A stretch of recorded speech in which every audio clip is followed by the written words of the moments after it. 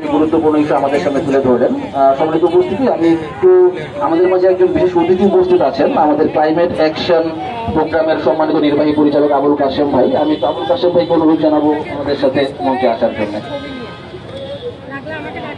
এবং একই সাথে আমি আবুল কাশেম ভাইকে খুবই সংক্ষেপে এই ওয়ার্ল্ড ক্লিনআপ ডে নিয়ে একটু বক্তব্য রাখার জন্য জানাচ্ছি। ধন্যবাদ আজকের এই প্রোগ্রাম আয়োজন করার জন্য। আমি আসলে এই প্রোগ্রামের খবর শুনেই এখানে উপস্থিত হওয়ার জন্য এসেছি। আমি হেল্প কক্সবাজার এনজিও নির্বাহী পরিচালক এবং এনজিও প্ল্যাটফর্মের একজন স্টিয়ারিং কমিটির সদস্য। ব্র্যাকের ওয়াশ প্রোগ্রাম নিয়ে আমরা ক্যাম্পে কাজ করতেছি ফুল ফান্ডে।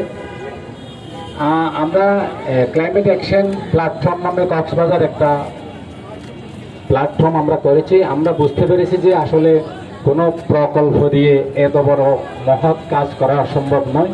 সেই জন্য আমরা মনে করছি হোস্ট কমিউনিটি এবং কমিউনিটিকে ইনভলভ করার মাধ্যমে আসলে এই প্রকল্পটি বাস্তবায়ন করতে হবে।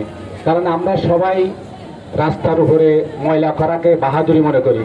এই বাহাদুরদেরকে দমাতে গেলে বাহাদুরদের দিয়ে এই প্রজেক্টটা বাস্তবায়ন করতে হবে।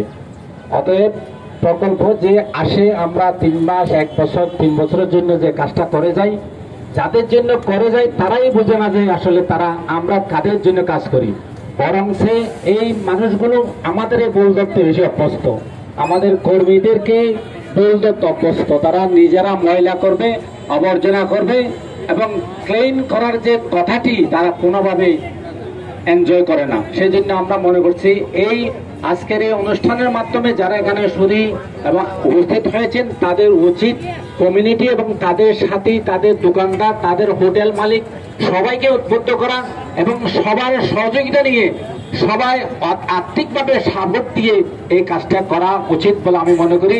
যারা কক্সবাজারকে পরিষ্কার করার জন্য আসেন তাদেরকে ধন্যবাদ দেওয়া এবং তাদেরকে পুরস্কৃত করা বলে দরকার বলে আমি মনে করি। আমি গত এই বন বিভাগের অনুষ্ঠানে আমি বলেছিলাম, যারা বাগান করেছেন তাদেরকে পুরস্কৃত না করে যে সমস্ত সংগঠন, যে সমস্ত মানুষ আপনাকে না জানিয়ে গোপনে নীরবে নিরুতে কাজগুলো করতেছেন তাদেরকে খুঁজে বের করে তাদেরকে পুরস্কৃত করা উচিত বলে আমি মনে করি এবং সেই প্রস্তাবটি আমি রেখেছি।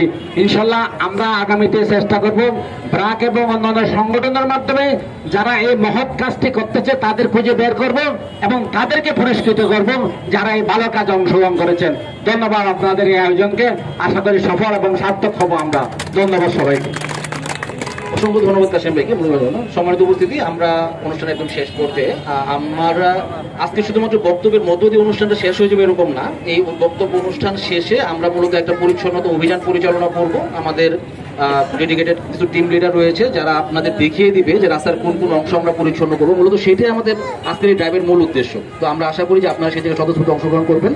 এই মুহূর্তে আমাদের মাঝে গুরুত্বপূর্ণ বক্তব্য উপস্থাপন করবেন কক্সবাজার পৌরসভার পৌর নির্বাহী কর্মকর্তা আমাদের সম্মানিত রাসেল চৌধুরী স্যার। আমি রাসেল চৌধুরী স্যারকে সংক্ষেপে কিছু বলতে চাচ্ছি।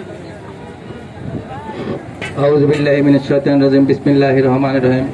কক্সবাজার পৌরসভা এবং ব্র্যাক কর্তৃক আজকে রেলি উত্তর পূর্ব সমাবেশে সম্মানিত কক্সবাজার পৌরসভার 12 নম্বর ওয়ার্ড কাউন্সিলর জনাব এম মঞ্জুর ভাই উপস্থিত, অত্র পৌরসভার নির্বাহী প্রকৌশলী ও পৌরসভার প্রশাসনিক কর্মকর্তা এবং ব্র্যাক কর্তৃক এবং এলাকার হোটেল মোটেল জোনের প্রতিনিধি এবং সুশীল সমাজের বৃন্দ, আসসালামু আলাইকুম। কক্সবাজার পৌরসভা এবং ব্র্যাক কর্তৃক আমরা যে এখানে মূলত একটা পাইলট প্রকল্প গ্রহণ করেছে এই 12 নম্বর, 3 নম্বর এবং 4 নম্বর ওয়ার্ডে। এটা ব্র্যাক অত্যন্ত সুচারুভাবে কাজগুলি করতেছে। এর পূর্বেও আমাদের আর একটা এরকম ক্যাম্পেইন হয়েছিল, তখন আমাদের যিনি মেয়রের দায়িত্বে ছিল ওনার উপস্থিতি হয়েছে। আজকে আমাদের এখানে বিশেষ পরিস্থিতির কারণে প্রশাসক নিয়োগ করছে, প্রশাসক স্যার আসতে পারেনি বিদায় আমরা পৌরসভার পক্ষে 2 জন প্রতিনিধিত্ব করতেছি। আজকে আমাদের পৌরসভার মধ্যে 12টা ওয়ার্ডের মধ্যে সবচেয়ে গুরুত্বপূর্ণ ওয়ার্ড হলো এই 12 নম্বর ওয়ার্ড। এই 12 নম্বর ওয়ার্ডে আমরা 2 বেলা পরিষ্কার করে থাকি, সকাল বিকাল, বলতে গেলে 24 ঘন্টায় আমরা পরিষ্কার পরিচ্ছন্নতা কাজে নিয়োজিত আছি।